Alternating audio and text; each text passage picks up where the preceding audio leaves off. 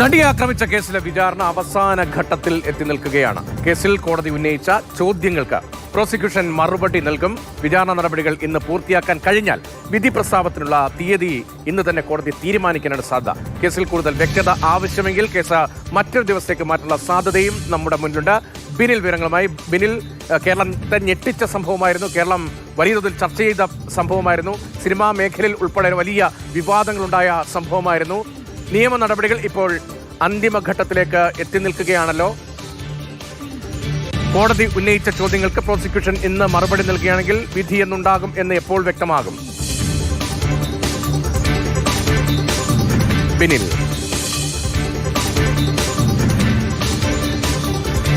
നടിയെ ആക്രമിച്ച കേസിലെ വിചാരണ അവസാന ഘട്ടത്തിൽ എത്തി നിൽക്കുകയാണ്. ബിന്നിലേക്ക് എത്താം. കേസിൽ കോടതി ഉന്നയിച്ച ചോദ്യങ്ങൾ, ആ ചോദ്യങ്ങൾക്ക് വ്യക്തത വരുത്താൻ വേണ്ടിയുള്ള ചോദ്യങ്ങളാണ്.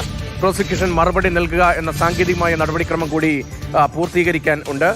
അത് പൂർത്തീകരിക്കപ്പെട്ടാൽ വിചാരണ നടപടികൾ ഇന്ന് പൂർത്തിയാക്കാൻ കഴിഞ്ഞാൽ വിധി പ്രസ്താവനത്തിലുള്ള തീയതിയിലേക്ക് കോടതി എത്തും. ആ തീയതി കോടതി തീരുമാനിക്കും. കേസിൽ കൂടുതൽ വ്യക്തത ആവശ്യമുണ്ട്. അങ്ങനെ ഒരു സാഹചര്യമുണ്ടെങ്കിൽ ഇപ്പോൾ ചില കേസുകളിലൊക്കെ വിചാരണ പൂർത്തിയാകുന്ന ഘട്ടത്തിലും വ്യക്തത വേണ്ടിവരും ചില കാര്യങ്ങളിൽ.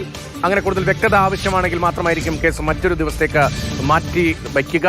ബിനിലുണ്ട്. ബിനിൽ, വലിയ പ്രമാദമായ കേസാണ്. ആ കേസിൽ ഇപ്പോൾ നടപടികൾ അവസാന ഘട്ടത്തിലേക്ക് എത്തി നിൽക്കുകയാണ്.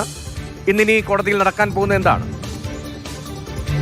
രതീഷ്, വിചാരണ ഏതാണ്ട് പൂർത്തിയായ ഘട്ടത്തിലാണ്. പിന്നീട് കോടതിക്ക് ഈ കേസുമായി ബന്ധപ്പെട്ട ചില സംശയങ്ങൾ ഉണ്ടാകുമ്പോൾ ആ സംശയങ്ങളിലാണ് പ്രോസിക്യൂഷനോട് വ്യക്തത വരുത്തിക്കൊണ്ടിരിക്കുന്നത്. ഇന്നും സമാനമായ രീതിയിൽ കേസ് പോസ്റ്റ് ചെയ്തിരിക്കുകയാണ്. പ്രോസിക്യൂഷനോട് ചില കാര്യങ്ങളിലുള്ള കോടതിയുടെ സംശയം വീണ്ടും ഉന്നയിച്ചിട്ടുണ്ട്. അതിനുള്ള മറുപടിയായിരിക്കും പ്രോസിക്യൂഷൻ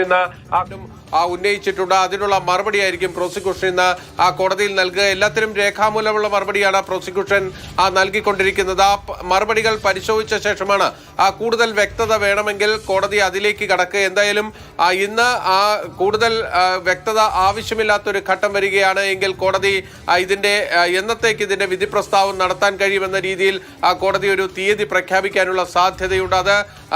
അത് ഏറ്റവും പ്രധാനപ്പെട്ടതാണ്. കാരണം കഴിഞ്ഞ 2017 മുതൽ ഇങ്ങോട്ടേക്ക് കേരളത്തെ ഇളക്കി മറിച്ചിട്ടുള്ള ഒരു കേസ് തന്നെയാണ് നടിയെ ആക്രമിച്ച കേസ്. അതിൽ ആദ്യഘട്ടത്തിൽ ഈ പൾസർ സുനി അടക്കമുള്ളവർ മാത്രമാണ് പ്രതിയായി വരുന്നതെങ്കിൽ രണ്ടാം ഘട്ടത്തിൽ നടൻ ദിലീപ് ഈ കേസിന്റെ മുഖ്യ പ്രതിയായി വരുന്നു എന്നതാണ് ഇതിന്റെ ഏറ്റവും പ്രധാനപ്പെട്ട കാര്യം. ഇപ്പോൾ പ്രത്യേക അന്വേഷണ സംഘം നൽകിയിരിക്കുന്ന കുറ്റപത്രത്തിലാണ് വിചാരണ പൂർത്തിയായിരുന്ന ഘട്ടത്തിലേക്ക് എത്തിയിരിക്കുന്നത്. അതിൽ 8ാം പ്രതിയാണ് ദിലീപ്. ആ കാര്യത്തിൽ ദിലീപിന്റെ കാര്യത്തിൽ എന്തായിരിക്കും കോടതി തീരുമാനം? അതാണ് കേരളത്തിൽ ഏറ്റവും ഉറ്റുനോക്കുന്ന ഒരു കാര്യം. അതിൽ ഏറ്റവും ശ്രദ്ധേയമായിട്ടുള്ള വസ്തുത എന്നത് ഇത്രയും കാലം നീണ്ടുനിന്ന വിചാരണ എന്നതാണ്. പല ഘട്ടത്തിൽ പല തരത്തിലുള്ള തടസ്സങ്ങൾ വന്നു, പല നിയമപ്രശ്നങ്ങൾ വന്നു. അത്തരത്തിലൊക്കെ മുന്നോട്ട് പോയൊരു കേസ് എന്ന പ്രത്യേകത കൂടി ഈ നടിയെ ആക്രമിച്ച കേസിനുണ്ട്. സുപ്രീം കോടതി വരെ പല ഘട്ടങ്ങളിൽ പോയി വരികയും ഒക്കെ തന്നെ ചെയ്തിട്ടുള്ള കേസ്. സുപ്രീം കോടതി പ്രത്യേക സമയപരിധി നിശ്ചയിച്ച് നൽകിയ ഒരു കേസ്. അങ്ങനെ കേരളത്തിൽ ഒരുപാട് ചർച്ചകൾക്ക് ഇടയാക്കിയിട്ടുള്ള ഒരു കേസാണിത്. ആ കേസിലാണ് ഇന്ന് കോടതി വീണ്ടും ആ കേസിന്റെ നടപടിക്രമങ്ങളുടെ ഭാഗമായി ഇന്ന് കോടതി ലിസ്റ്റ് ചെയ്തിരിക്കുന്നത്. 2017 കൊച്ചിയിൽ ഓടിക്കൊണ്ടിരിക്കുന്ന വാഹനത്തിൽ വെച്ച് നടി പീഡനത്തിന് ഇരയായത്. അന്ന് 9 പേർ പ്രതിയേർക്കപ്പെട്ടിരുന്നു. കേസിൽ 8ാം പ്രതിയാണ് ദിലീപ്. 1ാം പ്രതി പൾസർ സുനിയാണ്. സുനിൽകുമാർ, അതും ഒരു വളരെ പ്രധാനപ്പെട്ട കാര്യമാണല്ലോ. ഇപ്പോൾ 2017 പിടിയിലായി. പിന്നീട് 2023 അല്ലെ, 23 എന്ന് തോന്നുന്നു, 23-24 ആണ്. അത്രയും വർഷം, 7 വർഷത്തോളം ജയിലിൽ കിടന്നതിന് ശേഷമാണ് പൾസർ സുനിക്ക് പോലും ജാമ്യം കിട്ടിയത്. അപ്പോൾ സുനിക്ക് മാത്രമല്ല ദിലീപിന് വളരെ പ്രധാനമാകുന്നു ഈ വിധി.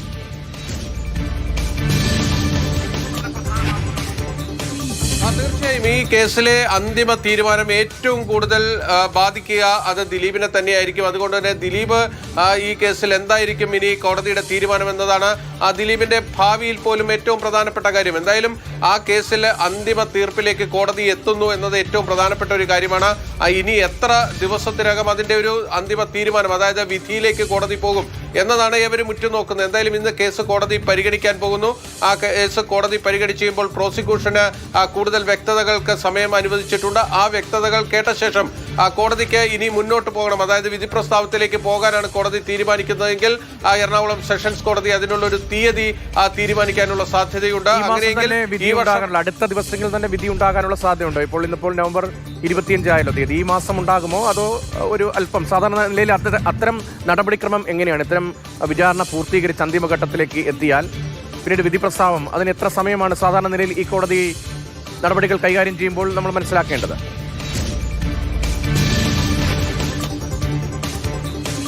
രതീഷ, ഇത് വേഗത്തിൽ ഒരു വിധിയിലേക്ക് പോകാൻ കഴിയുന്ന ഒരു കേസല്ല. ആയിരക്കണക്കിന് രേഖകൾ പരിശോധിക്കേണ്ട ഒരു കേസാണ്. നിരവധി സാക്ഷികളെ വിസ്തരിച്ചിട്ടുള്ള ഒരു കേസാണ്. അതുകൊണ്ട് തന്നെ വിധി പറയാനായി കോടതി ഒരു തീയതി തീരുമാനിക്കുകയാണെങ്കിൽ പോലും തൊട്ടടുത്ത ദിവസങ്ങളിലൊന്നും തന്നെ അതിനുള്ള സാധ്യത വളരെ വിരളമാണ്. ഇന്ന് ഏതായാലും ആ നടപടിക്രമങ്ങൾ പൂർത്തിയാകുകയാണെങ്കിൽ ഈ ഡിസംബർ അവസാനത്തോടുകൂടി നമുക്ക് ആ വിധി പ്രസ്താവം പ്രതീക്ഷിക്കാം. അതല്ലാതെ കോടതിക്ക് കൂടുതൽ വ്യക്തത ഇക്കാര്യത്തിൽ ഈ കേസുമായി ബന്ധപ്പെട്ട് പ്രോസിക്യൂഷൻ നൽകുന്ന വിശദീകരണങ്ങളിൽ കൂടുതൽ കാര്യങ്ങൾ അറിയേണ്ടതുണ്ട് എന്ന് കോടതിക്ക് ബോധ്യപ്പെടുകയാണെങ്കിൽ ഇനിയും കൂടുതൽ സമയം ഇക്കാര്യത്തിൽ എടുക്കാനുള്ള സാധ്യതയുണ്ട്. എന്തായാലും സുപ്രീം കോടതി അടക്കം സമയപരിധി അനുവദിച്ച് മുന്നോട്ട് പോകുന്ന ഒരു കേസ് എന്നതാണ് ഈ കേസിന്റെ കോടതിയുടെ ഭാഗത്ത് വിധി പ്രസ്താവം എപ്പോൾ ഉണ്ടാകുമെന്നതാണ് വളരെ പ്രധാനം. നടപടിക്രമങ്ങളൊക്കെ പൂർത്തീകരിക്കുക. പക്ഷേ ഇന്ന് തന്നെ വിധി പ്രസ്താവിക്കുന്ന തീയതി കോടതിയിൽ നിന്ന് അറിയാൻ കഴിയുമെന്നാണ് ബിനിൽ റിപ്പോർട്ട് ചെയ്യുന്നത്.